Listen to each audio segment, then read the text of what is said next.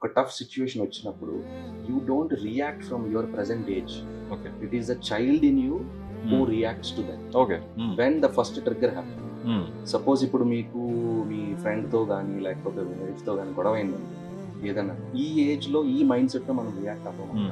మీకు ఎప్పుడో చిన్నప్పుడు సిమిలర్ సిచ్యువేషన్ దగ్గర మిమ్మల్ని అబాండన్ చేయబడ్డారు, ఎమోషన్స్ ని షన్ చేసేసారు చిన్నప్పుడు, అప్పుడు స్క్రీమింగ్ ఇప్పుడు వస్తుంది బయటికి. సో దాన్ని రిలేట్ చేసుకుంటాం మనం. మనకి అసలు తెలియదు, అది సబ్కాన్షియస్ గా జరుగుతుంది.